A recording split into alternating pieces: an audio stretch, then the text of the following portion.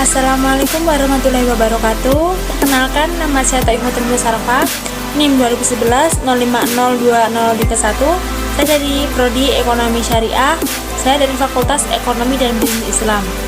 Di sini saya akan sedikit menanggapi video dari Bapak Dr. Abdul Wadud Nafis LCMI selaku dosen pengampu mata kuliah Ekonomi Makro Islam yang berjudul Ekonomi Tertutup Tanpa Kebijakan Pemerintah. Materi kali ini adalah ekonomi dua sektor. Perekonomian dua sektor adalah perekonomian yang terdiri dari sektor rumah tangga dan perusahaan. Itu merupakan bentuk yang paling sederhana dari analisis faktor ekonomi mengenai penentuan tingkat kegiatan ekonomi suatu negara. Ada perekonomian dua sektor, ada yang namanya rumah tangga produsen dan rumah tangga konsumen. Rumah tangga produsen menjual barang dan jasa kepada rumah tangga konsumen. Dan rumah tangga produsen tersebut mendapatkan imbalan atau uang dari penjualan tersebut, dan sebaliknya. Bisa saja rumah tangga konsumen menyewakan tenaga kerja dan modal kepada rumah tangga produsen. Otomatis rumah tangga konsumen mendapatkan upah dari rumah tangga produsen. Aliran pendapatan dalam perekonomian dua sektor. Yang pertama, sektor perusahaan menggunakan faktor-faktor produksi yang dimiliki oleh rumah tangga. Yang kedua, sebagai besar pendapatan yang diterima rumah tangga akan digunakan untuk konsumsi. Yang ketiga, sisa pendapatan rumah tangga yang tidak digunakan untuk konsumsi akan ditabung dalam institusi-institusi keuangan.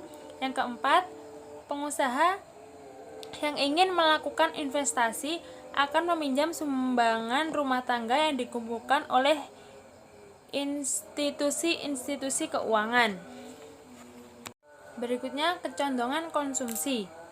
Kecondongan mengkonsumsi sendiri terbagi atas kecondongan mengkonsumsi marginal dan rata-rata. Kecondongan mengkonsumsi marginal merupakan perbandingan antara pertambahan konsumsi yang dilakukan dengan pertambahan disposable income yang diperoleh. Sedangkan kecondongan mengkonsumsi rata-rata merupakan perbandingan antara tingkat konsumsi dan dengan tingkat disposable income. Selanjutnya ada kecondongan menabung. Kecondongan menabung sendiri terbagi atas kecondongan menabung marginal dan rata-rata. Kecondongan menabung marginal merupakan perbandingan antara pertambahan tabungan dengan pertambahan disposable income. Sedangkan menabung rata-rata menunjukkan perbandingan antara tabungan dengan pendapatan disposable. Berikutnya, fungsi konsumsi dan tabungan. Fungsi konsumsi yaitu suatu fungsi yang menggambarkan sifat hubungan antara tingkat konsumsi rumah tangga dan perekonomian dengan pendapatan nasional atau disebut juga pendapatan disposable. Fungsi tabungan yaitu suatu fungsi yang menunjukkan sifat hubungan antara tingkat tabungan rumah tangga dalam perekonomian dengan mendapat pendapatan nasional atau pendapatan disposable. Kemudian ada investasi dan fungsi investasi. Investasi sendiri sering dikenal dengan istilah penanaman modal.